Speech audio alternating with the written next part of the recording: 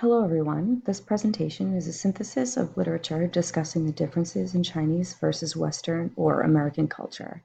Through this synthesis, I've analyzed my own teaching style, how it complements and contrasts attributes of Chinese education, and provides suggestions for supporting Chinese second language learners in inclusive classrooms. It is commonly known that Chinese and Western educational values greatly differ.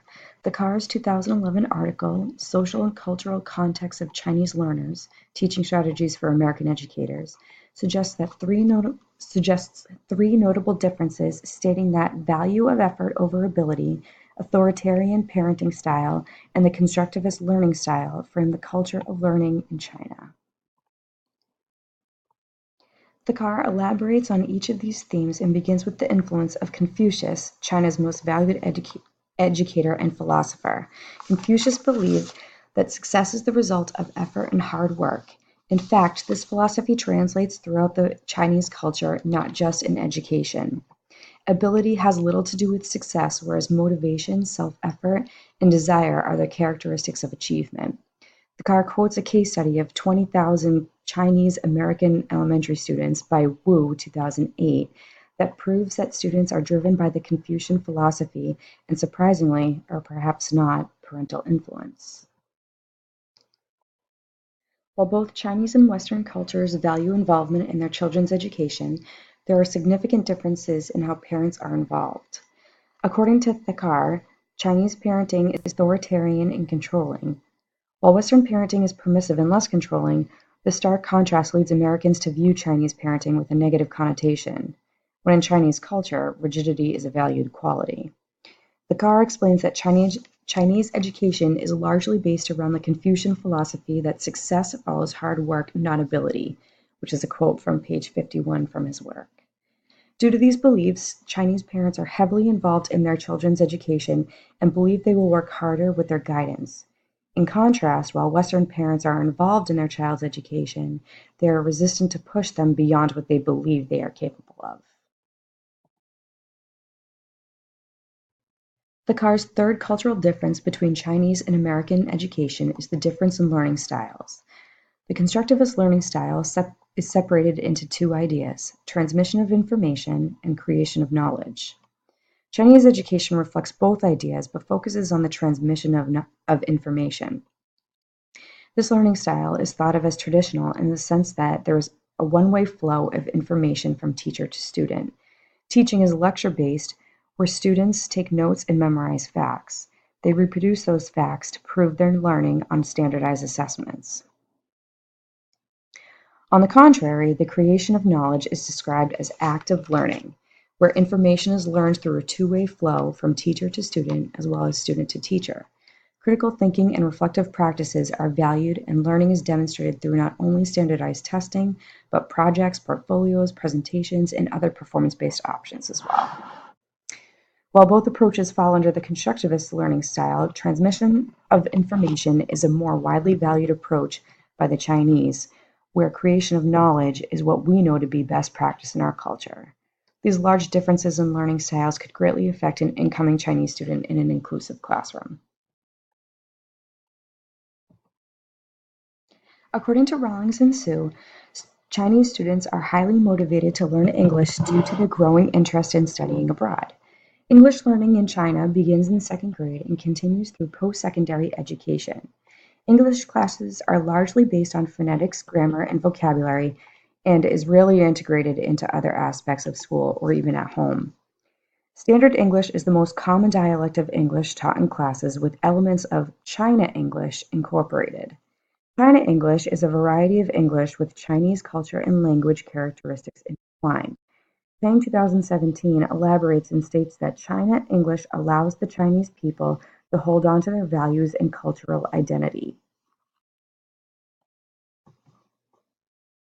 As just mentioned, English classes in China seem to be mainly structured around learning grammar, phonetics, and vocabulary, and little on American culture, history, and informal language. Rawlings and Su examined if Chinese English classes truly prepare students for the reality of American culture through a case study of 8 volunteer undergraduate Chinese students visiting America for the first time. A few of the responses state, I think it's just so different because we just learned some dialogues in China, like nice to meet you, fine, thank you. But in America, I know that there are some different answers to the same question. Another student says, we always think what we learn in China is more like the real English, but when we go to America, why are there different accents? And the last student says, maybe I learned English in China, it was more about the grammar. I must speak English as a whole sentence in the right tense. In our examination, the question is always about the grammar. All responses indicate that there is a large gap between what is taught in an English class in China and the reality of American culture in terms of speaking, listening, and communicating. Beyond speaking and listening, reading can also present difficulties for Chinese students. Although Wang recommends Chinese students to read extensively in order to acquire knowledge about the Western culture, he also recognizes the difficulties students may have when reading English texts.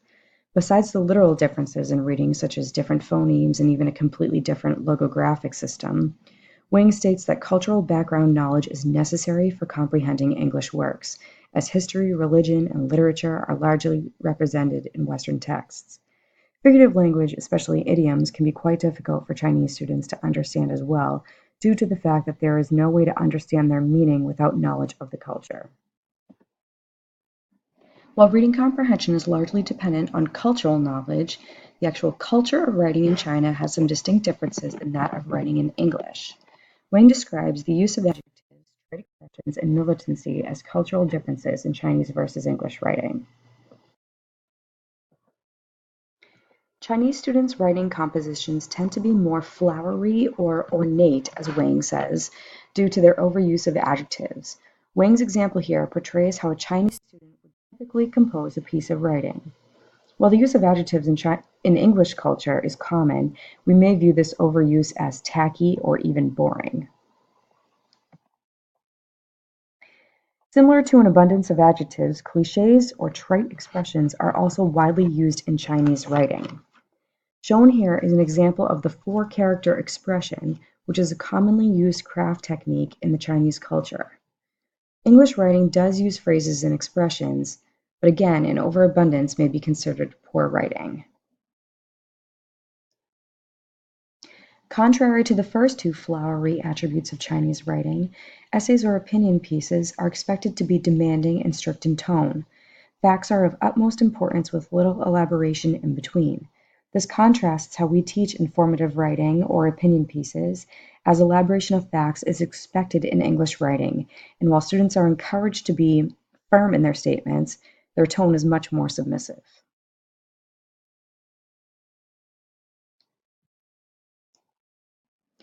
After synthesizing the vast amount of cultural differences between Chinese and American education, it is evident that there are misinterpretations that myself and Americans have about Chinese learners. It is common for American students and teachers to view Chinese learners as passive, as Thakar puts it. While we view active learning as a valued trait in education, the Chinese culture does not. They again, as I've stated before, value traditional methods, which include quiet learning. In the future, I will have to adapt my teaching style to incorporate more structure and traditional approaches until the student or students are accustomed. Thakar suggests not requiring participation or discussion, but instead quiet reading or lecturing in a one-on-one setting where the student can listen and take notes. Another aspect of Chinese education that I misinterpreted is the content of what is taught in an English class in China. My understanding before reading was that English is taught beginning at a young age in many cultures and countries. What wasn't surprising was how young Chinese students are when they start learning English, but what they are taught. Rong and Su's study proved that while grammar, phonetics, and vocabulary are largely focused on culture, dialect, accents, and informal language are not. According to Rawlings and Su, this can create culture shock for Chinese students and therefore can cause a lot of anxiety for these students. To adapt my teaching to accommodate for this misconception, I would use responsive classroom techniques to make the student feel welcome and ease nerves. Techniques could include greeting the student using just gestures, singing songs or chants, following a strict routine, and having the student teach the class a word or phrase in their native language. I would also start using authentic resources to introduce Western culture such as technology, websites, news articles, pictures, or other authentic materials into instruction as much as possible.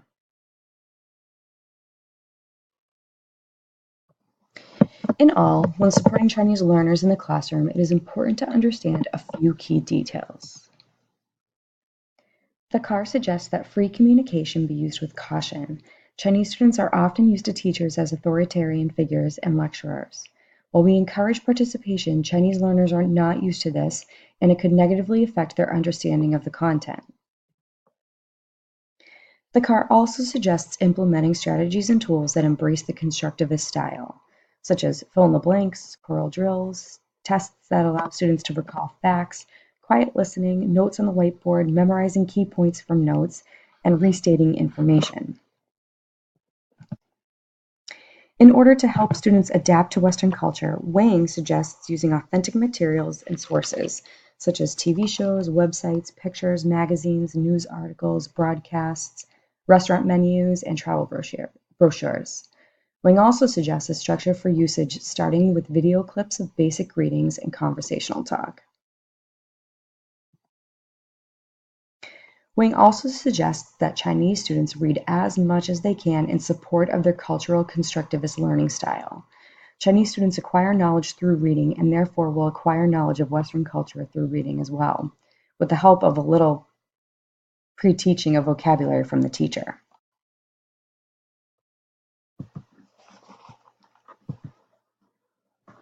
As a final thought, remember that cultures are what defines us and our place in this world. Just like students, all cultures are of equal importance, and it is important to research all cultures represented in your school or classroom. If you have any further questions, please feel free to contact me at cdempsey2@une.edu. Thank you.